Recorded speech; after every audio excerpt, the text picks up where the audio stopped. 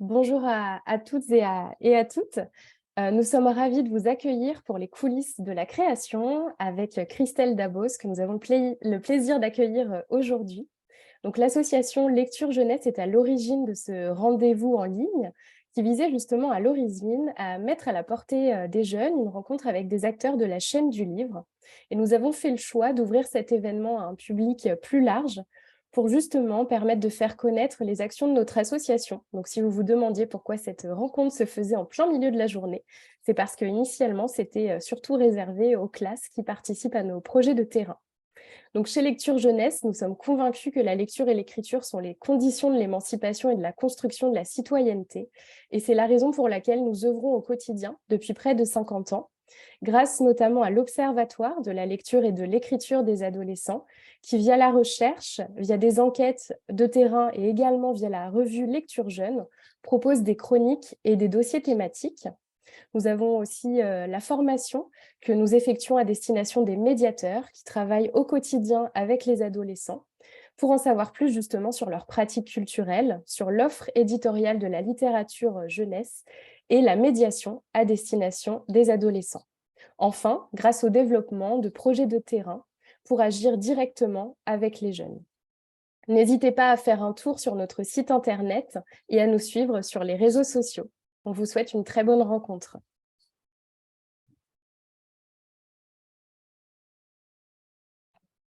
Alors bonjour à tous et à toutes et merci beaucoup d'être venus si nombreux aujourd'hui, nombreux et nombreuses, pour assister à cette rencontre avec Christelle Dabos. Donc moi je suis Louis Barchon, voilà, le rédacteur en chef de la revue Lecture Jeune et vous aurez l'opportunité de retrouver le contenu de cette rencontre dans un entretien, en fait une version papier de la rencontre sous forme d'entretien qui sera dans notre prochain numéro de mars 2022 autour des littératures de l'imaginaire. Et donc, du coup, bonjour Christelle, merci d'être là avec nous aujourd'hui. Voilà, tu es l'autrice de La Passe Miroir, voilà, en 4 tomes, sortie chez Gallimard entre 2013 et 2019. Tu es né voilà, en 1980 en France, voilà, tu as grandi à Nice et maintenant tu vis en Belgique. Voilà. Tu as suivi d'abord une formation de bibliothécaire et puis finalement, tu es allé du côté de l'écriture pour participer en 2013 au premier concours, donc roman jeunesse de Gallimard que tu as remporté, voilà, avec le premier tome de La Passe Miroir, donc qui narre les aventures d'Ophélie, qui est une héroïne dotée voilà, du pouvoir de lire dans le passé des objets et de se déplacer d'un endroit à l'autre à travers les miroirs et 21 arches qui sont comme autant de planètes qui composent voilà, ton univers. Et donc là-dessus, bah, je voulais d'abord te demander, toi, qu'est-ce qui voilà, t'a poussé à écrire? D'abord, ton intérêt pour la littérature, peut-être en tant que lectrice, quand tu étais jeune, et puis après, moins jeune. Qu'est-ce qui voilà, t'a attiré dans la littérature d'abord en tant que lectrice, et puis après, bah, voilà, à te pousser à vouloir passer de l'autre côté du miroir, si on peut dire, comme autrice? Ah, c'était l'occasion de la placer, hein. Déjà bonjour à tout le monde, hein. Je suis, vraiment enchantée d'être présente, parmi vous aujourd'hui et oui, alors le déclic de l'écriture, en fait, chez moi, a été plutôt tardif, surtout quand j'échange avec d'autres auteurs. Je m'aperçois que, chez beaucoup, c'était une évidence très jeune, qu'ils allaient vraiment, écrire. Et alors que moi, bah, pas particulièrement. J'étais, une grande rêveuse, j'étais tout le temps dans la lune, tout le temps dans ma petite bulle, mais il ne me venait pas à l'esprit de mettre ça par écrit. Donc j'ai passé, mon enfance, mon adolescence, voilà, se faire ainsi. Je pense comme allez, comme beaucoup, d'adolescents, j'ai eu, allez, la tenue d'un journal intime, quand je relis, voilà, c'est pas très original, des petits poèmes par-ci par-là, mais voilà, on va dire sans plus et c'est vraiment, allez, le déclic, c'est quand j'étais une jeune adulte, en fait, j'étais étudiante à la faculté, de Nice et c'est même pas moi, c'est une amie, qui était absolument persuadée que j'étais faite pour écrire et c'est elle qui m'a mise au défi d'écrire, hein. Et elle m'a donné cette impulsion de départ. Et alors, je ne sais pas si c'est parce que je suis très influençable ou si vraiment elle a su déceler en moi quelque chose que je ne voyais pas. Mais le déclic s'est effectivement fait. Elle m'avait donné un titre et elle m'a dit: «Écris l'histoire qui va avec le titre». Et parmi ces titres qu'elle me donnait, il y en a un qui a vraiment, c'est lui qui m'a déclenché la chose. C'est Le Palais Magique. Et au début, je ne savais pas du tout ce que j'allais écrire par rapport à ça. Et puis soudain, j'ai vraiment eu cette vision pour moi, le Palais Magique. Je me suis dit: «Allez, ça allait être un univers entièrement intérieur. Il n'y aurait pas de notion de monde extérieur. Ce serait que des salles, des enfilades de salles». Et en fait, au moment où j'écris ce texte-là, là, il s'est produit quelque chose de très puissant. Et je pense que quand on a ressenti ça, on continue d'écrire toute sa vie ensuite. Donc ça a été vraiment le premier déclic. Et puis après, l'écriture n'est pas forcément venue facilement ensuite. J'ai tenté d'écrire encore par la suite et là, ça ne marchait plus. Et c'est la fanfiction qui m'a remise en selle. C'était l'époque d'Harry Potter, cette époque où ils n'étaient pas tous sortis.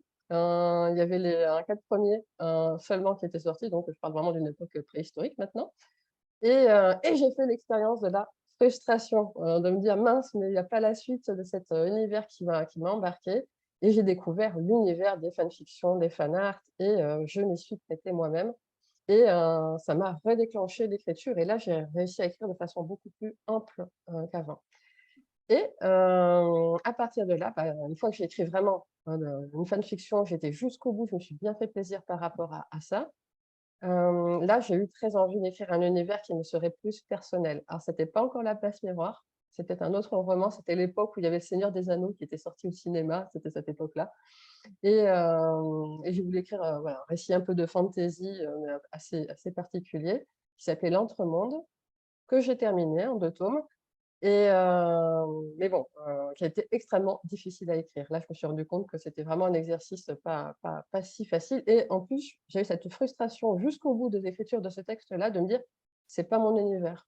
C'était pas ça. J'avais vraiment l'impression d'écrire encore à côté de moi et il m'a fallu encore faire tout un processus, intérieur et je pense aussi, une série d'expériences à la fois du vécu personnel et des œuvres que j'ai dû rencontrer, littéraires, visuelles, pour là, avoir la Place Miroir qui débarque dans ma vie et qui cette fois-ci, c'était la première fois qu'il y avait un univers qui était vraiment c'était le mien. Voilà. Et d'ailleurs, bon, j'en profite parce qu'effectivement, il y a des questions dans le chat. N'hésitez pas à poser vos questions dans le chat. Moi, j'en prendrai note et je les poserai à l'issue de la rencontre, donc à la fin, dans les 15 dernières minutes. Et si jamais voilà, vous avez des questions que vous voulez adresser à ce moment-là, bah, ce sera l'occasion, puisque voilà, on a sanctuarisé un temps exprès pour répondre à vos questions par rapport aux différents sujets voilà, qui seront abordés lors de la rencontre. Voilà, je ne l'ai pas précisé avant ma première question parce que j'étais pris par voilà, l'élan de la biographie de Christelle. Mais donc, du coup, je reviens à ce que tu disais, Christelle. Qu'est-ce qui a fait que la passe miroir, c'était ton univers et pas l'entremonde? Qu'est-ce qui a fait que tu te dis, ah là, je me retrouve dedans? Est-ce que c'est parce que ça t'était personnel, ça évoquait des choses qui te parlaient à toi, que tu avais l'impression de te sentir à l'aise, de ne pas réécrire quelque chose que tu avais déjà lu? Qu'est-ce qui a fait que cet univers-là, tu pouvais dire, c'est mon univers, c'est là où je me sens bien, là où j'ai envie de construire quelque chose? Heu, c'est vrai que c'est assez subtil parce qu'on ne peut pas dire que la Place Miroir soit un univers, profondément original. Il m'est personnel, mais original, non. On peut dès qu'on connaît mes influences, on les retrouve. Hem, L'Entremonde, comme je disais un petit peu plus tôt, c'était, je pense vraiment sous l'impulsion du Seigneur des Anneaux, qui était vraiment revenu en vogue à cette époque-là avec la sortie des films, des très beaux films. Mais j'avais pris du plaisir à voir les films, mais c'était pas forcément mon univers. Là, on parle vraiment de, heroic fantasy, un univers très, médiévalisant et moi, je m'en suis un peu emparée alors qu'en fait, c'était pas mon truc, pas plus que ça en fait, donc et je me suis dit: «Non, c'est pas encore ça, et par la suite, j'ai découvert, La Croisée des mondes de Philippe Pullman. Donc la 1re trilogie, parce que maintenant il y en a une autre qui est en cours, d'écriture, mais donc c'est de la première trilogie de La Croisée des mondes. Là, là, j'ai vraiment eu une énorme claque et je me suis dit: «Ah, ça, c'est un univers, il me parle personnellement, très, très fort» et je pense que les personnes qui ont lu La Croisée des mondes et qui ont lu La Passe Miroir, voient les passerelles entre les 2. Là, on était vraiment beaucoup plus proche de non seulement en termes d'ambiance, je pense que c'est aussi, alors c'était l'époque où là, vraiment la Croisée des mondes, c'est une sorte d'univers Belle Époque. Et ça, je pense que moi, ça m'a beaucoup parlé, esthétiquement, c'est comme si j'avais moi-même au moment où j'ai eu le déclic de La Passe Miroir, j'ai eu cette sorte de nostalgie pour une époque que je n'avais pas connue et que certainement que j'ai beaucoup idéalisée parce que je pense que la Belle Époque n'était pas si rose bonbon que le terme le laisse entendre. Mais voilà, moi, il y a eu quelque chose esthétiquement qui s'était produit par rapport à ça et aussi les thèmes abordés dans La Croisée des mondes, la poussière, alors je ne le savais pas à ce moment-là, c'est plus tard que j'ai compris que c'était de la physique quantique qui était abordée dans ça m'a parlé très fort aussi et voilà, dans La Passe Miroir, il y a certains de ces éléments qui ressortent et beaucoup, de vécus personnels, mais que j'ai transformés. Ce que je n'avais pas réussi à faire avec, L'Entremonde, mon premier roman où là, oui, j'ai essayé d'être personnelle, mais pas voilà, je j'étais pas à 100 dedans. Alors que là, vraiment dans La Passe Miroir, j'ai vraiment mis, les tripes sur la table et là, j'y suis allée à fond avec toutes les thématiques qui justement, je pense, chez moi, me posaient souci.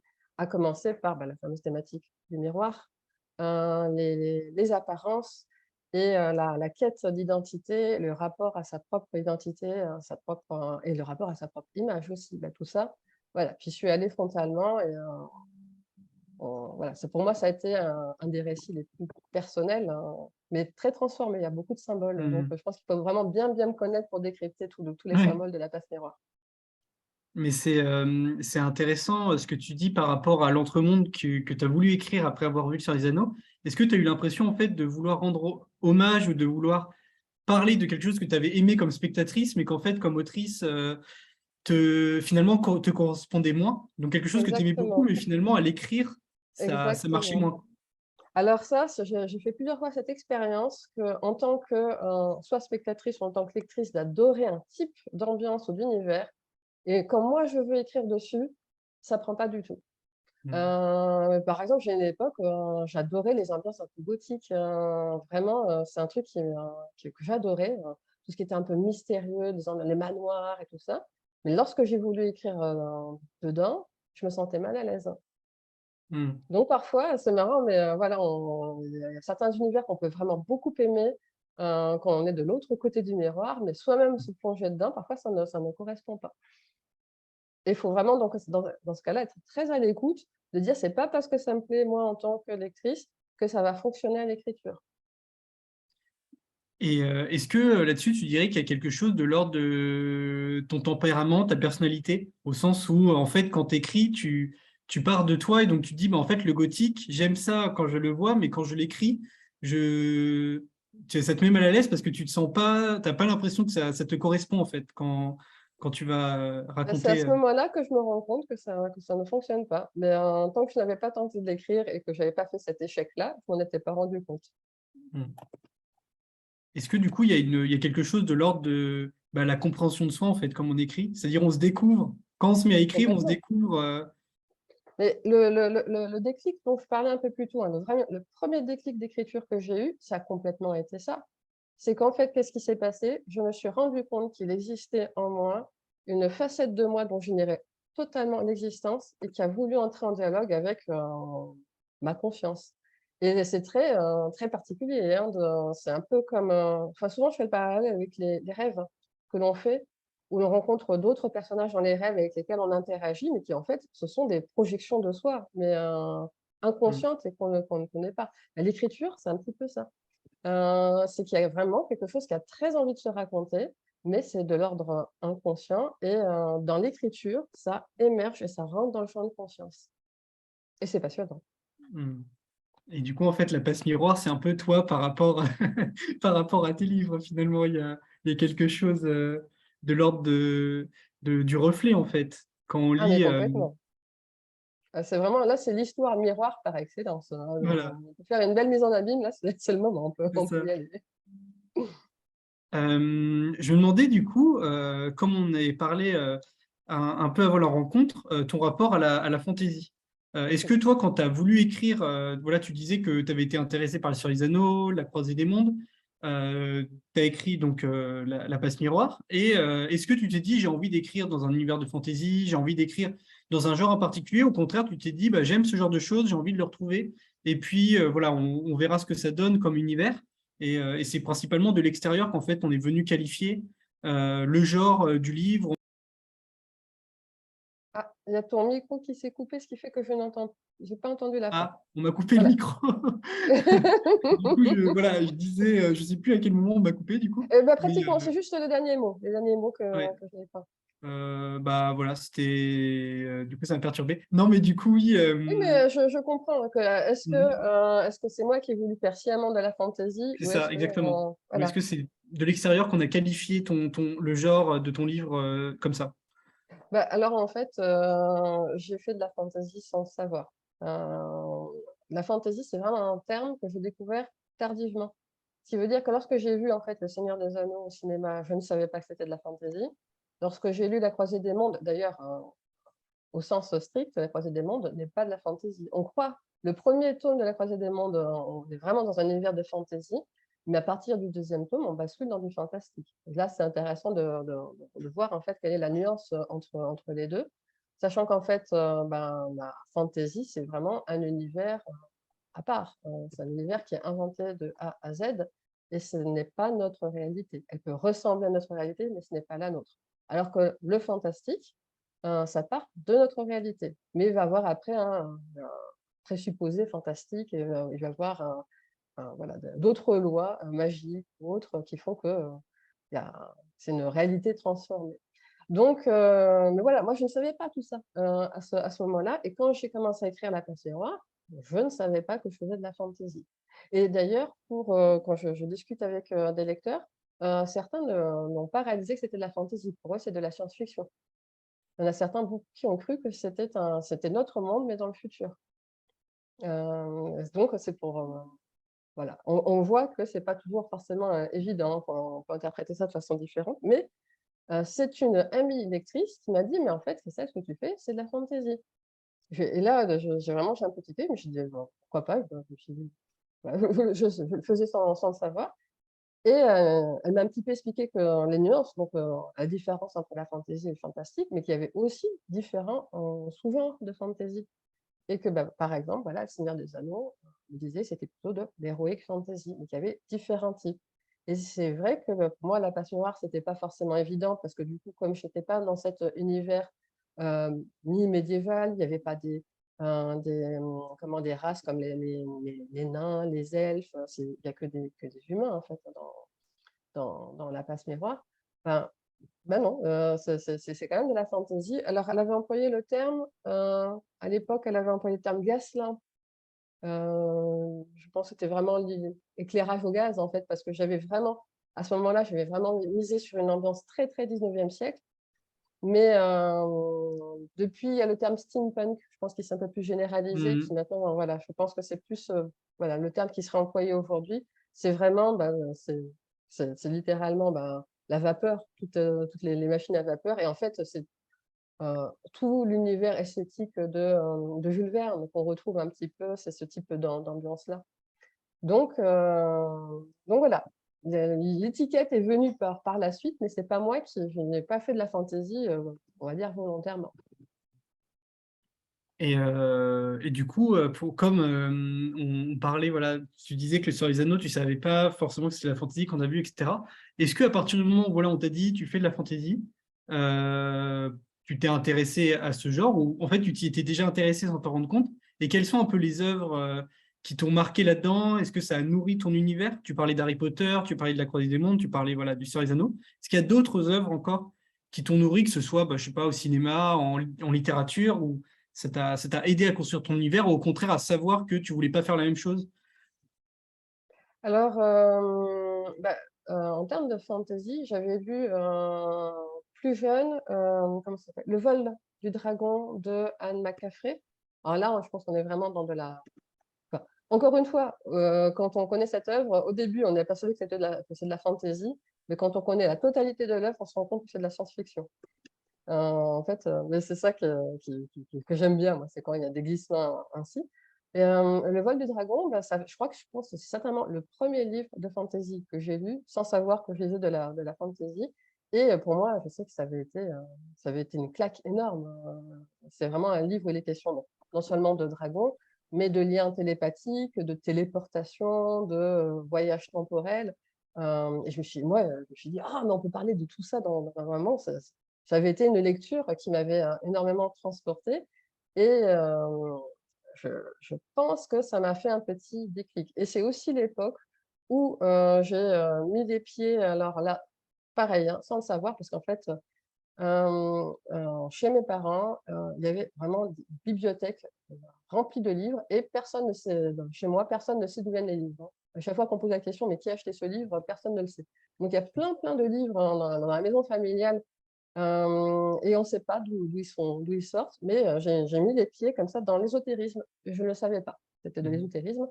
J'avais lu comme ça les Secrets de Laura de Lobsang Rampa. Et j'étais absolument persuadée que ce que je lisais, c'était un livre documenté, bien, voilà. Et tout ce que j'ai lu, bah, moi, ça me paraissait très. C'était une sorte de mode d'emploi pour pouvoir télépathiser, sortir de son corps. Et notamment, parmi les aptitudes dont il parle, c'est celle de pouvoir entrer dans le passé des objets. Et c'est ressorti beaucoup plus tard dans la place miroir. Donc, je pense que ce sont des choses qui m'ont beaucoup impressionnée étant jeune et qui après, ben, c'est ressorti d'une autre façon dans l'écriture. Cette histoire de bibliothèque dont on ne sait pas d'où ils viennent, ça fait très début d'une histoire fantastique. Ce serait, Ah oui, non, mais je viens d'une famille qui est un petit peu aussi hors du temps. C'est très particulier aussi dans la famille. Et donc, du coup, toi, quand tu t'es mis à écrire, quelles sont un peu les difficultés, au contraire, les facilités que tu as trouvées? Est-ce qu'il y a des choses, tu t'es dit, ah, ça va être trop dur? Et en fait, tu te dis, bah non, en fait, ça va, j'y arrive bien, je croyais que ce serait plus difficile que ça. Et au contraire, des choses, tu te dis, ah, ce serait super facile, ça, je fais ça comme ça va être simple. Et en fait, tu t'es pris la tête parce que tu t'es dit que c'était beaucoup plus compliqué que tu le pensais. Oui, oui, oui. Alors, ça dépend aussi des étapes. J'ai eu une première étape, là, ça a vraiment correspondu, c'était l'étape fanfiction. Avant, je n'avais écrit que des textes extrêmement courts. Donc, quand je dis court, c'est vraiment 2-3 pages. Je pense que j'avais fait une sorte de record avec 6 pages une fois. Je me suis dit, jamais j'écrirai plus de ma vie. C'est pour moi un record absolu. Et la fanfiction m'a, on va dire, déverrouillée pour écrire de façon plus longue. Et là, ça a été l'écriture de la. J'étais totalement décomplexée, hein. Là, j'y suis vraiment allée et je ne le savais pas du tout. Mais en fait, je pense que je suis passée par tous les clichés du genre.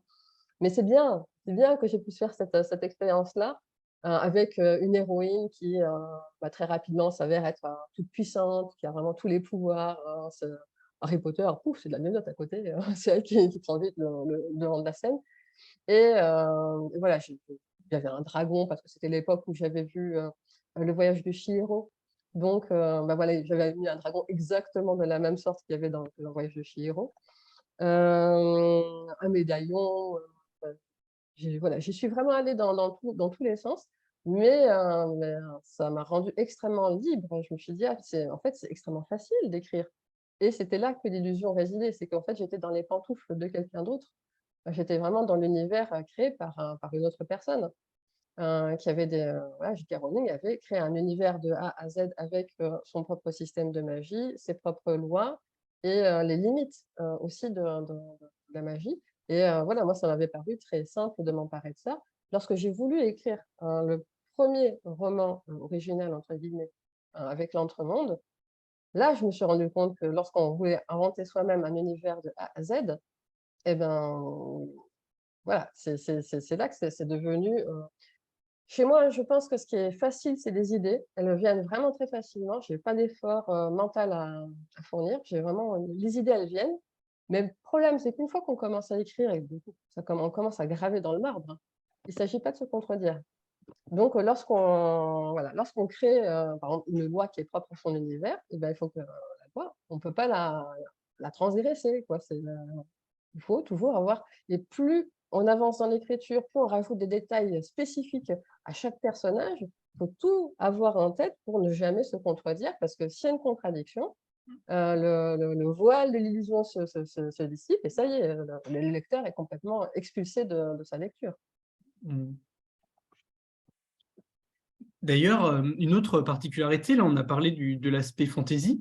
Il y a un autre aspect, c'est l'aspect littérature, voilà, jeunesse, en tout cas voilà, pour adolescents, jeunes adultes, etc. Est-ce que toi, quand tu as écrit, tu t'es dit j'aimerais que ce soit lu par tous les publics, y compris des gens voilà, collégiens, lycéens, etc. Est-ce que c'est en l'occurrence le prix du roman de littérature jeunesse de Gallimard qui t'a poussé à orienter dans cette direction-là? Comment toi, voilà, tu t'as appréhendé l'idée du public auquel ton livre s'adressait? Alors, ça va être très, très rapide. En fait, je ne me suis pas du tout posé la question. L'écriture, en tout cas, ça a été particulièrement vrai pour La Passe Miroir. C'est à cette époque-là, quand j'ai commencé à écrire La Passe Miroir, je ne la destinais à personne et certainement pas à être publiée. Donc, je ne me posais pas du tout la question d'un public cible. Mais j'étais dans cette démarche d'écriture où c'était voilà, ce fameux dialogue entre moi et une autre facette de moi.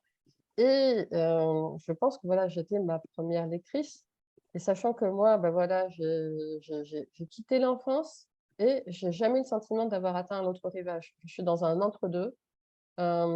Et c'est le sentiment que j'ai, en fait, c'est que aujourd'hui mon lectorat est dans le même entre-deux que moi.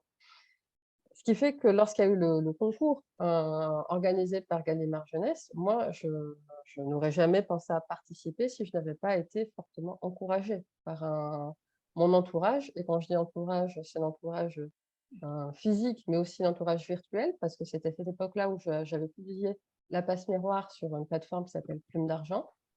Donc un petit coin de web à l'époque. À cette époque-là, il y avait une quarantaine de membres. Donc c'était vraiment un petit coin de web. Et c'est eux, ce sont ces membres-là qui ont relayé le concours. Je serais passée à côté s'il n'y avait pas eu ce relais-là, et qui m'ont encouragée à participer. Donc, et moi, quand j'ai vu que c'était Gallimard Jeunesse et Roman Jeunesse, je me suis dit, bon, j'y allais. Au dernier moment, je me suis laissée convaincre, j'ai participé, mais avec cette pensée de me dire, de toute façon, je ne suis pas particulièrement convaincue que ce sera considéré comme de la jeunesse. Et si, ils m'ont dit non, non, tout à fait. Lorsque le texte a été retenu et qu'il a été question de le publier, Gallimard Jeunesse a dit non, non, mais si, tout à fait. Pour nous, on va certainement le conseiller à partir de 13 ans. Et je sais que à ce moment-là, ça m'avait même fait un choc parce que je me suis dit, oh là là, mais moi, à 13 ans, on m'aurait mis ce livre entre les mains et il me serait tombé des mains, quoi. Donc, j'étais très curieuse de voir comment ça allait se passer. Et en fait, je m'aperçois que oui, en fait, j'ai un lectorat plutôt très étendu parce que ça commence avec on va dire, plutôt la fin de deuxième partie du collège. Et ça va jusqu'à, après, ça traverse les générations. J'ai des parents qui lisent parfois mes livres, et puis parfois les grands-parents aussi. Donc, c'est devenu assez voilà, transgénérationnel. Mais voilà, je n'avais pas du tout, moi, à l'esprit de me dire, tiens, j'ai écrit cette histoire pour de la jeunesse. Et quand j'ai été publiée par Gallimard Jeunesse, j'ai eu ce petit moment de flottement de me dire, ah, mais du coup, si le texte il est diffusé à l'attention d'un public jeunesse, est-ce que ça change quelque chose? Est-ce que je dois changer mon écriture ou enfin, voilà, est-ce que je dois m'y prendre différemment? Et la réponse s'est imposée aussitôt d'elle-même, non, ça ne change absolument rien, je ne change rien et je continue d'écrire comme j'ai toujours fait jusqu'à présent. Et ça fait partie des choses que j'ai appréciées d'ailleurs avec Gallimard Jeunesse, c'est qu'ils n'ont jamais changé à altérer mon texte. Ils m'ont jamais dit, bah, tiens, ça, peut-être qu'auprès d'un public jeunesse, ça passera pas, on pourrait édulcorer ou raccourcir ou simplifier. Jamais, jamais. Ils ont complètement respecté mon texte de A à Z. Et d'ailleurs, là, du coup, comme il y a eu beaucoup, beaucoup, beaucoup de questions, je vais passer directement aux questions, mais je vais les intégrer voilà, Oui, dans qu'on va dire la conversation, dans la logique de la faisons cela. conversation. Petit tour de passe-passe. Donc là, par exemple, il y a beaucoup de questions qui ont porté sur l'édition, l'éditeur, voilà, le rapport, en fait, le rapport que tu as eu donc, avec Gallimard, en l'occurrence. Mhm. Une première question, déjà, c'était les difficultés que tu avais pu rencontrer avec ton éditeur. Donc là, tu as dit que tu n'en as pas eu sur la question de l'écriture, etc.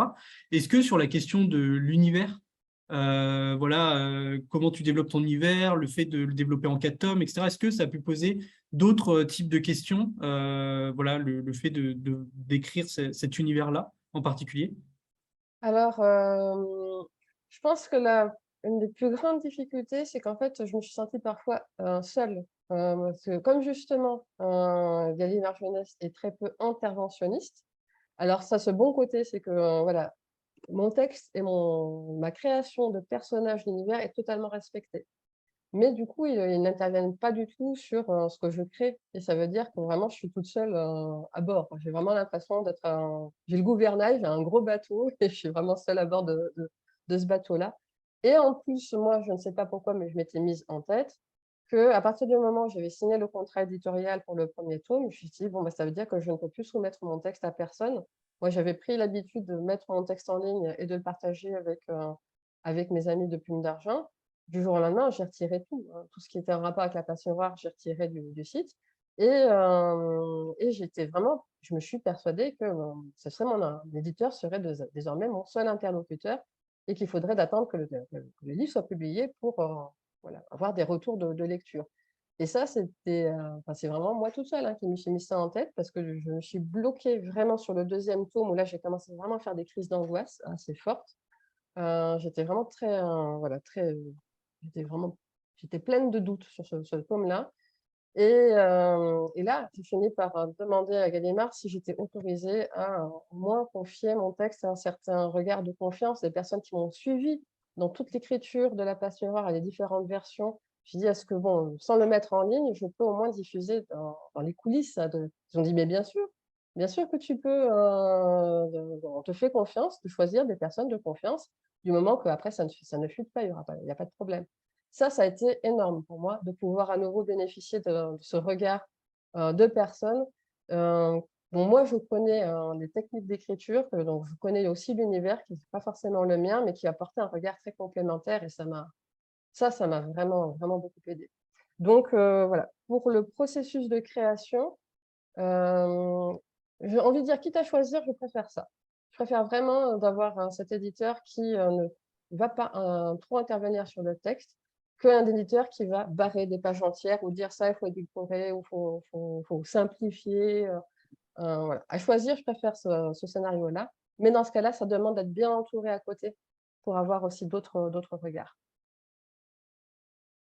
Là-dessus, il y avait une question qui portait sur le fait de savoir si tu avais suivi une formation d'écriture.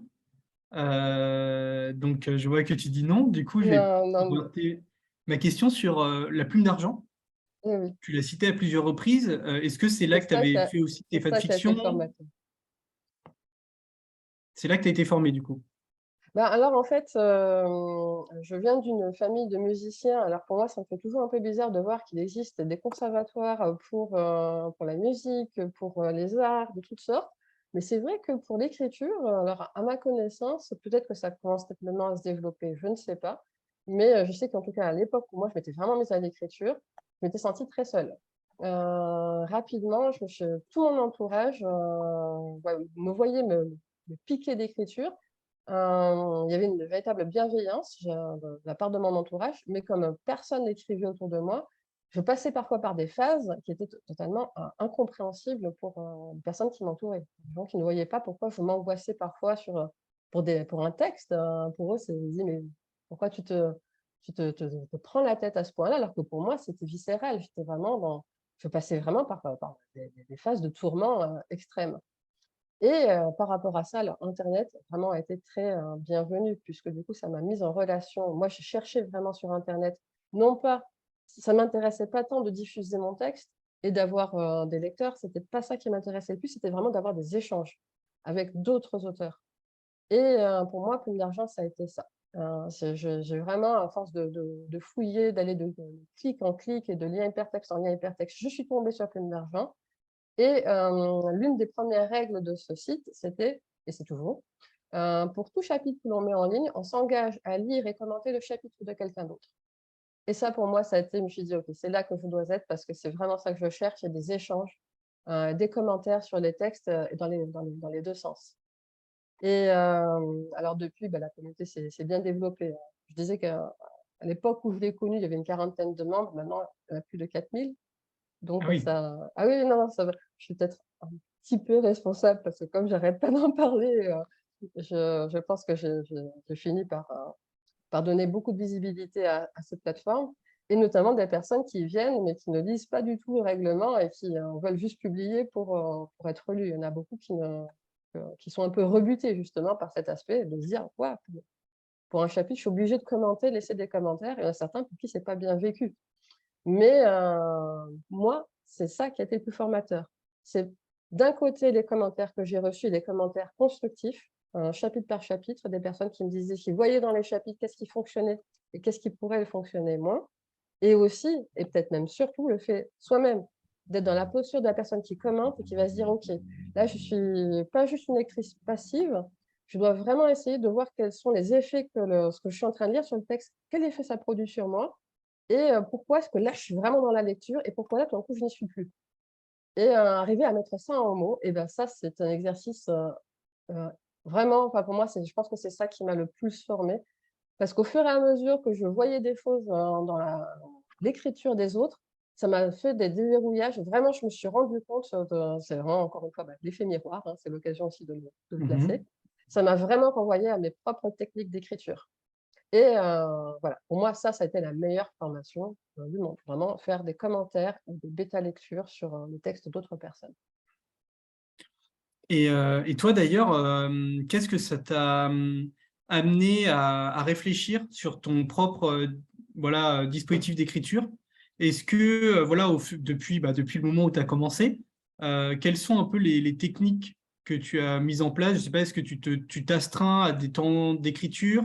Est-ce que voilà, tu as un planning? Comment tu voilà, t'organises ton temps par rapport au moment où tu écris, et qu'est-ce qui t'aide à avancer dans le processus en fait de création?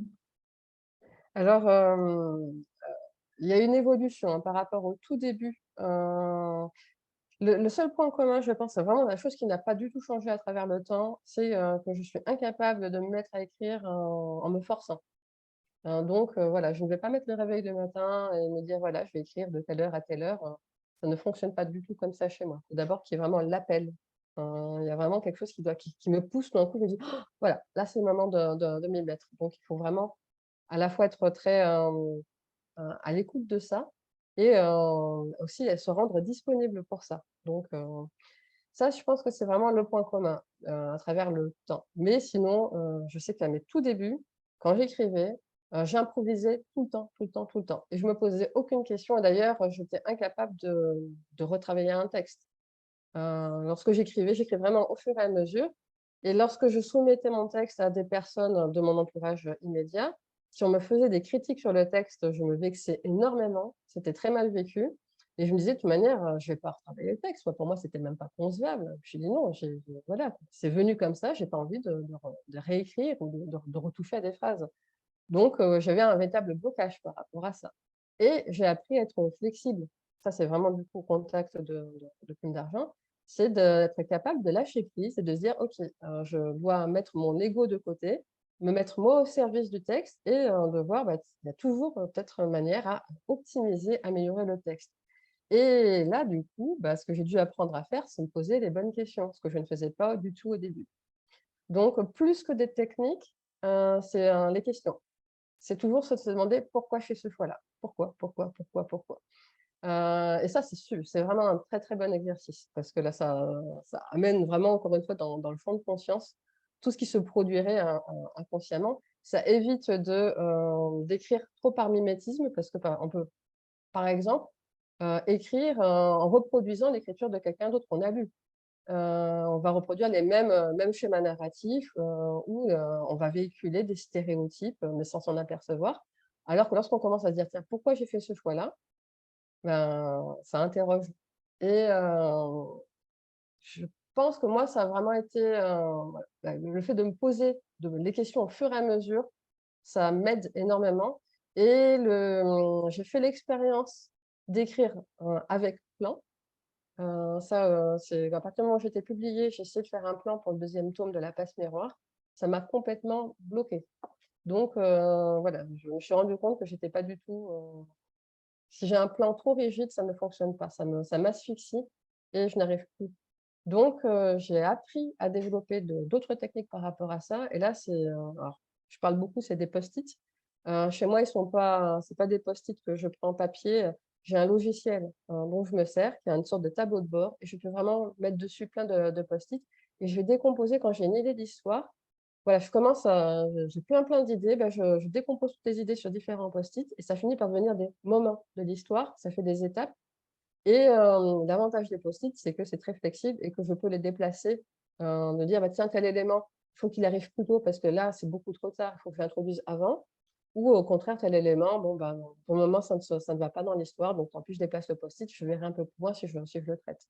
Ça m'a permis de faire quelque chose un peu, flexible qui, moi, personnellement, me convient bien et voilà, mais par contre, je n'ai pas de rituel particulier, généralement, la seule chose dont j'ai besoin, c'est d'un canapé. C'est vraiment mon bureau de travail, c'est mon canapé, j'ai un plateau, j'ai l'ordinateur sur le plateau et généralement, voilà, je ne me force pas à écrire, mais j'ouvre le fichier et je vois comment ça vient. Sur la question, là, tu disais, tu te poses les bonnes questions, mais aussi, est-ce que tu archives, on va dire, toutes les caractéristiques de ton univers? Parce que tu disais, c'est difficile de se rappeler voilà, toutes les informations. Est-ce que tu as voilà, des feuilles d'archives sur voilà, les cartes, les personnages, les systèmes de magie, etc., pour être sûr, OK, là, j'ai fait ça, je vérifie, est-ce que c'est bien, c'est bon, ça fonctionne bien? Il n'y a pas Je crois d'incohérence. je crois que j'ai beaucoup déçu mon éditeur. C'est le jour où il m'a dit: «Bon Christelle, je n'insiste pas, je ne te demanderai pas de faire un 5e tome de La Passoire parce que je sais que ça ne t'intéresse pas, mais on pourrait peut-être faire une encyclopédie, tu as certainement des tonnes de notes, des schémas et tout». J'ai dit: «Ah non, j'ai rien». J'ai dit: «J'ai vraiment rien» et là et vraiment, je crois qu'il a été très dépité.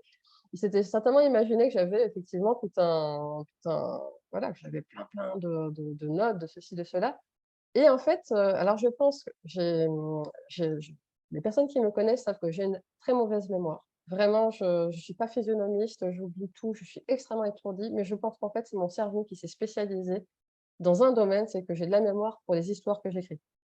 C'est peut-être la seule chose que j'arrive vraiment à fixer, donc généralement, ce que j'écris, je c'est dans tout le temps où je suis dans le processus d'écriture, c'est fixé, durablement en moi. Après, je sais que généralement lorsque, par exemple pour La Passe Miroir, lorsque j'écrivais qu'il y avait un élément, je me suis dit: «Attention, si je soulève telle question, il va falloir que je lui réponde tôt ou tard». Je vais créer un post-it, pour la question et juste pour ne pas la perdre de vue. Mais voilà, je rentrais pas forcément plus dans les détails que ça et justement, je sais qu'à chaque fois qu'un tome sortait en librairie, je ne le relisais pas. Je me suis quand même dit c'est pour le dernier tome, au moment où j'ai terminé de l'écrire, je me suis dit: «Bon allez, pour la première fois, je vais tout relire depuis le début». C'est juste pour être sûre que je me suis contredite nulle part et qu'il y a pas une incohérence qui aurait pu se glisser puisque voilà, j'ai fait ce pari de ne jamais me relire. Donc j'ai tout relu depuis le début à ce moment-là et j'ai eu la bonne surprise de me dire: «Non, ça tient bien, apparemment ça va». Alors, on ne m'a pas remonté depuis d'incohérence, mais, voilà, je me suis rendu compte qu'en fait non, ma mémoire avait joué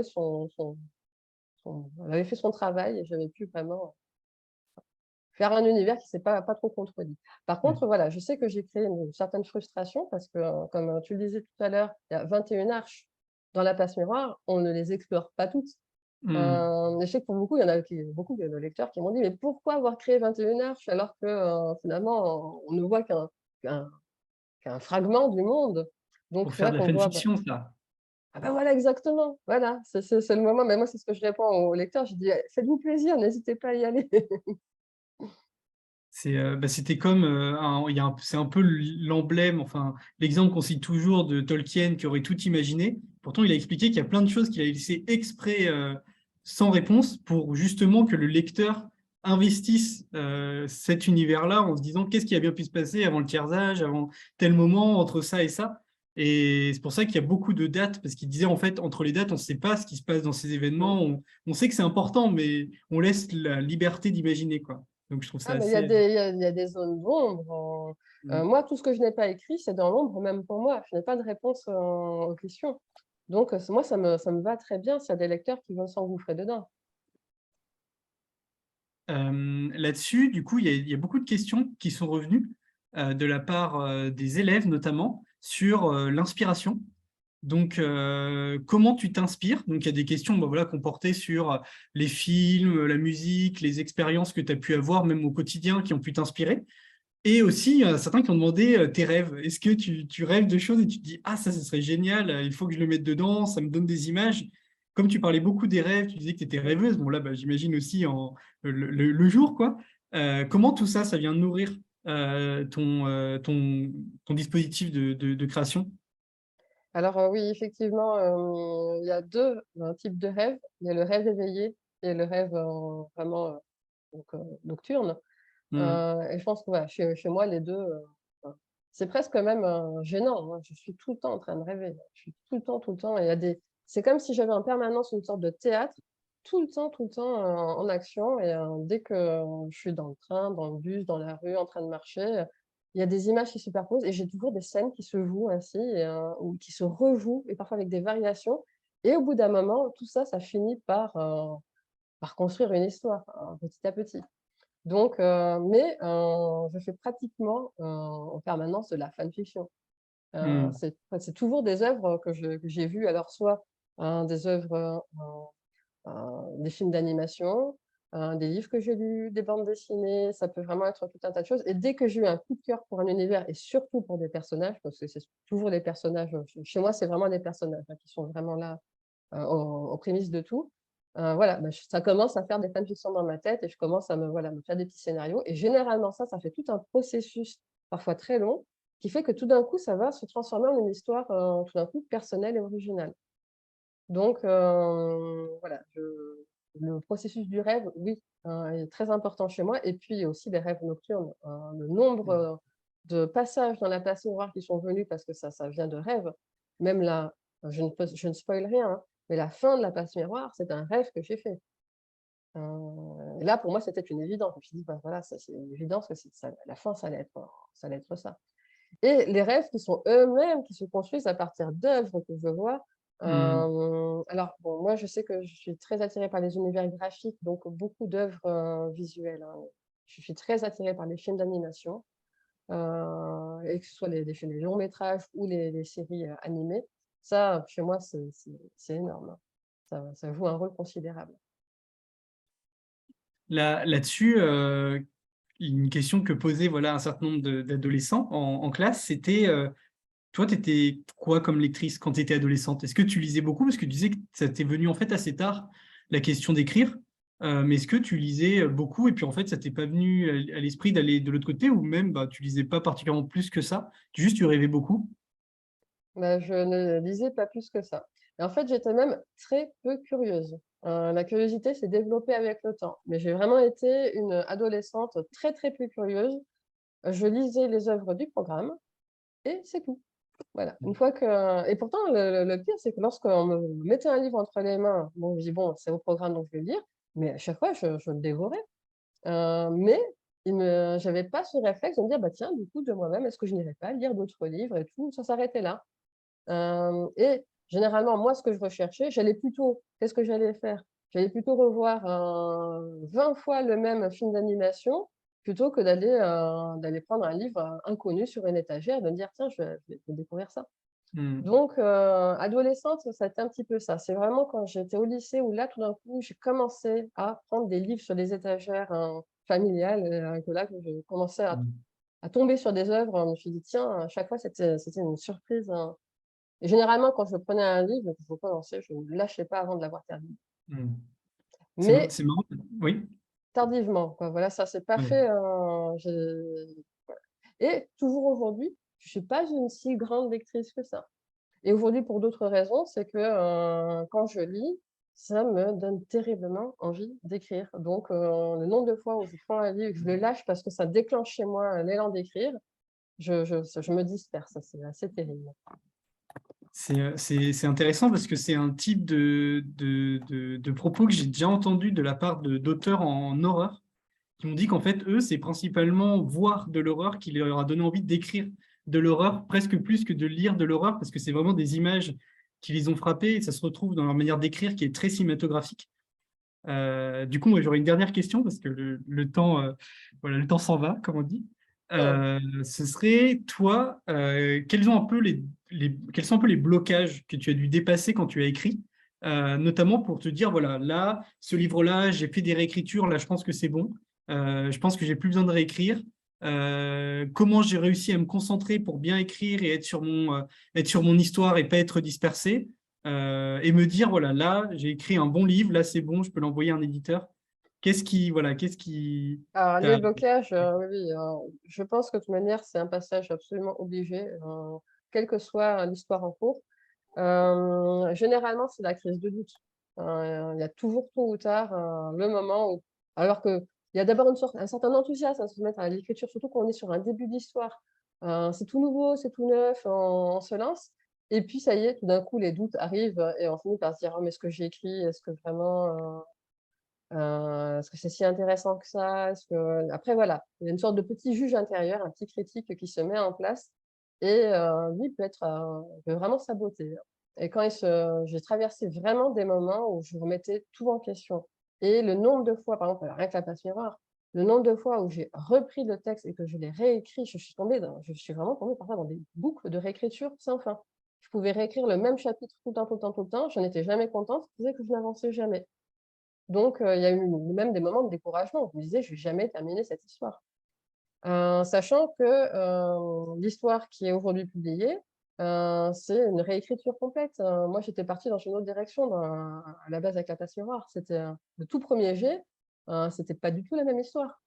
Mais à un moment donné, je me suis dit: «Ah non, non, j'ai envie de tout reprendre depuis le début parce que ça ne me convient pas» et voilà, là, mais il y a parfois des déclics qui font que, ça y est, il y a des moments où c'est l'histoire, c'est comme si l'histoire disait: «Ah, c'est ça qui doit s'écrire», les personnages aussi, il faut être fort à leur écoute et ne pas leur imposer un voilà. Parfois, on fait un plan, on se dit: «Tiens, on voudrait que le personnage fasse ça», mais au moment de l'écriture, le personnage va faire spontanément autre chose, c'était pas du tout prévu et ça a beaucoup plus de sens. Mais ça demande de tout revoir en conséquence et il faut être assez flexible aussi par rapport à ça. Donc, ce que je comprends, c'est qu'en fait, c'est presque la cohérence propre du personnage et de l'univers qui s'impose au plan ou à ce que tu t'es dit qu'il fallait faire et tu te dis, en fait, ça va pas, c'est comme si le personnage n'était pas à sa place. Ça marche pas parce que c'est pas ce qu'il est censé faire et du coup, le personnage se rappelle à toi en te disant, non, non, non, c'est pas ça qu'il faut que je fasse. Il y a des Euh, moments, j'ai vraiment dû, moi, prendre un personnage à part et discuter avec lui. J'ai des moments où vraiment je parle presque à voix haute, hein, mon mm, conjoint a l'habitude, donc lui, ça va, ça ne le perturbe pas. Mais je dois faire des points, et parfois, il y a des personnages, je dois faire un point avec eux parce que je dis: «Là, on ne se comprend plus». ouais. C'est un peu du coup le conseil que tu donnerais, c'est comme tu t'appuies beaucoup sur les personnages, c'est bien comprendre ces Mmh. personnages pour Les justement personnages leur sont les donner la moteurs. liberté. Mhm. Les personnages sont vraiment les moteurs de l'intrigue. Donc, plutôt que d'enfermer les personnages dans un monde et de dire: «Tiens, pour que ça marche, il faut qu'ils fassent ça, ça et ça», c'est plutôt se poser les bonnes questions par rapport à un personnage. Qu'est-ce qui les motive? Qu'est-ce qui fait du sens pour eux? Quelles sont leurs peurs, leurs blocages? Qu'est-ce qu'ils doivent dépasser personnellement? C'est plus on s'interroge sur les personnages et plus l'histoire va se raconter de façon cohérente à travers eux. Eh bien, merci beaucoup, Christelle. Ça a été un vrai plaisir. Là, c'est très frustrant parce que je vois qu'il est 15h57 et voilà, il y a eu énormément de questions qui ont été posées. Oh, Moi-même, j'avais beaucoup de choses encore à le temps aborder, passe mais vite. voilà, le temps passe vite. Mais donc, du coup, bah, voilà, pour toutes celles et ceux qui sont là, merci à vous d'être venus. N'hésitez pas à venir aux prochains coulisses de la création qui auront lieu du coup fin mars.